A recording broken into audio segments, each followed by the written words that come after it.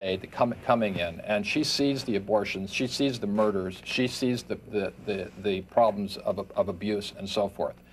She also sees that these people are not represented by the protest culture. It's largely a protest culture that you see, as well as a commodified culture. And for one thing, a lot of these people that she sees, and I would say the huge revolution that's happening among young people that's not reflected in the culture, which is a spiritual and religious revolution, that those people are reached on a spiritual basis, and that you never see that represented, and you hardly ever see people discuss that. John, what do you see at the university among students? Do you see young people being frustrated at the system? Yeah, I do. I think that to an extent, and maybe this is an unpopular thing to say, but I think that if one is an adolescent, then it's natural, no matter what kind of adolescent one happens to be, no matter where one is, there is a certain frustration with the world. There are outlets that one desires for natural insecurity that adolescents have presumably had since the year one.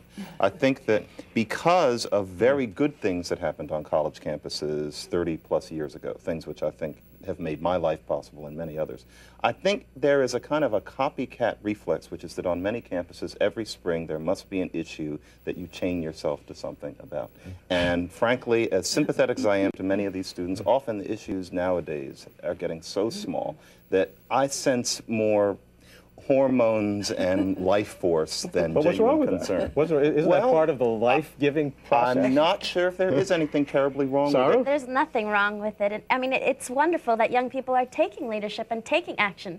You know, I think that's the sign that young people are getting involved and are doing things is only positive, because let me tell you that the vast majority of people not on college campuses are in no way politically active or politically conscious and feel totally separate from any form of political discourse, unable to act or to voice their opinion. But I wonder how much that separation is grounded in deeper issues.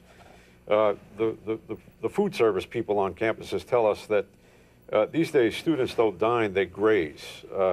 The dining hall is set up with a series of grazing stations.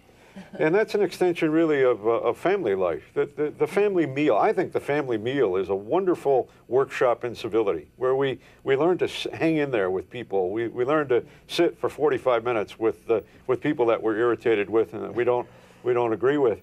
And unless we have those earlier workshops in civility, I'm not sure that simply giving voice to people who haven't learned the basics of human interaction and intersubjectivity, I'm not sure it's going to do a lot of good. See, that's the problem with some of the things that are going on campus, in that I definitely agree that there is something to people not just being led and people having an active engagement with what's going on and to question. But on the other hand, what often accompanies this is a lack of what we're calling civility, an inability to even make the pretense of listening to any other side. That, I think, is not healthy, and that, unfortunately, has also become fashionable. But can you please tell me, have the older people provided role models of this kind of listening? I do not feel that young people feel that they've been listened to either. And so if their role models are people who are spouting and not listening, how will they learn to listen, and then think critically and then question? I think one of the most interesting things that's happening right now is that there is a kind of a revolution on a generational basis against the baby boom generation, which is the generation that grew up without the family meals, that grew up with a high divorce rate and so forth.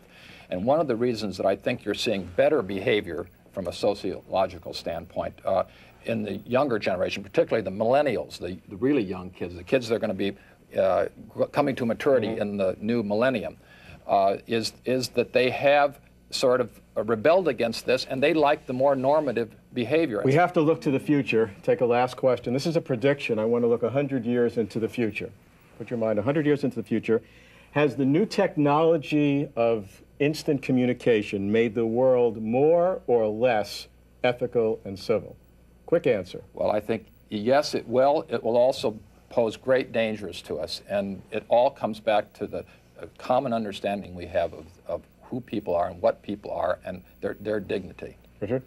I think it has the potential for creating new modes of community, but at the same time we're seeing a reaction against modernization in the form of new tribalisms and new warfares.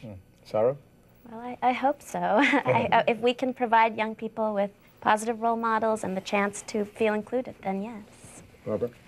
I think that the complexification through communication is shifting consciousness at a very profound level. And we are getting ever more connected. And if the evolutionary trend of greater complexity leading to greater consciousness and greater freedom continues, and it's a 15 billion year trend, I feel that more and more people are going to actually experience themselves as part of the whole. John?